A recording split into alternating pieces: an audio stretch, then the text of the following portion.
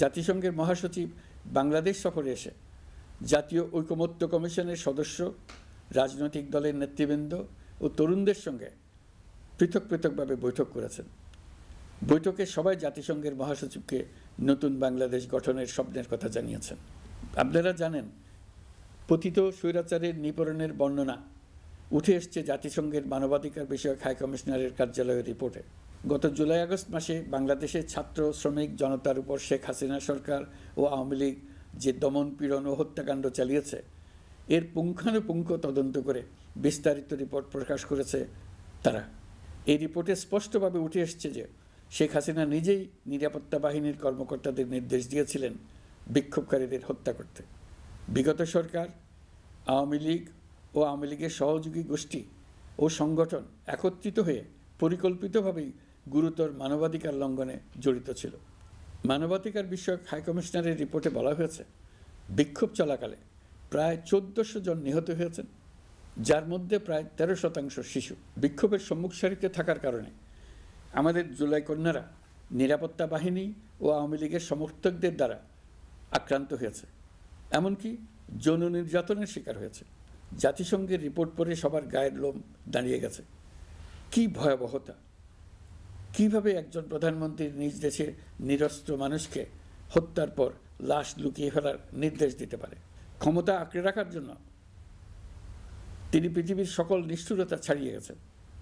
এটাই জাতিসংঘের প্রতিবেদনে উঠে এসছে। মানবাধিকার বিষয়ক হাইকমিশনার কার্যালয়ের এই রিপোর্টকে আমরা স্বাগত জানাচ্ছি। প্রতিবেদনে যে সুপারিশ করা হয়েছে, অন্তর্বর্তী সরকার সেই সুপারিশগুলো গুরুত্বের সঙ্গে বিবেচনা করছে। আপনাদেরকে আশ্বস্ত করে বলতে চাই, যারা গণহত্যায় জড়িত ছিল, যারা নির্বিচারে মানুষ হত্যা করেছে, যারা ইতিমধ্যে হত্যাকারী হিসেবে বিশ্বের কাছে স্বীকৃত, তাদের বিচার এ দেশের মাটিতে হবেই। প্রিয় দেশবাসী, আপনারা জানেন, অন্তর্বর্তী সরকার দায়িত্ব নেবার পর থেকেই গণমাধ্যম ও সোশ্যাল মিডিয়ায় গুজবের যেন এক মহোৎসব চলছে। দেশকে অস্থিতিশীল করার জন্য একের পর এক মিথ্যা তথ্য ছড়িয়ে দিয়ে জনগণকে বিভ্রান্ত করার চেষ্টা চলছে। অভিনব সব প্রক্রিয়ায় গুজব ছড়ানো হচ্ছে। এক ছবির সঙ্গে অন্য ছবি জুড়ে দেওয়া হচ্ছে, ঘটনা একটা, ছবি আরেকটা, এরকম ফটোকার্ড বানিয়ে অন্য দেশের ঘটনাকে এ দেশের ঘটনা হিসেবে চালিয়ে দিয়ে সোশ্যাল মিডিয়ায় তোলপাড় করে ফেলছে।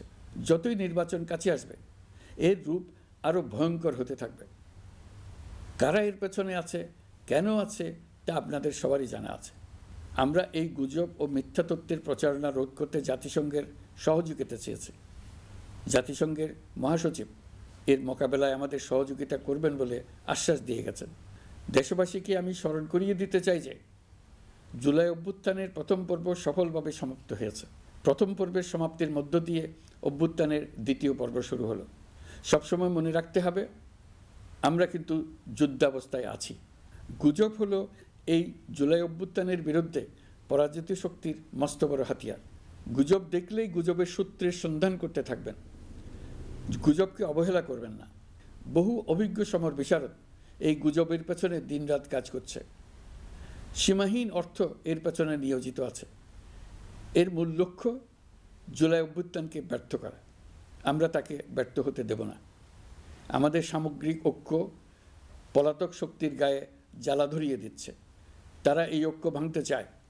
তাদের অভিনব কৌশল আপনি টেরই পাবেন না, আপনি বুঝতেই পারছেন না কখন তাদের খেলায় আপনি পুতুল হয়ে গেছেন। আমাদের সচেতনতা এবং সামগ্রিক ঐক্য দিয়েই এই গুজবকে রুখতে হবে, পলাতক অপশক্তির ষড়যন্ত্রকে ব্যর্থ করে দিতে হবে। প্রিয় দেশবাসী,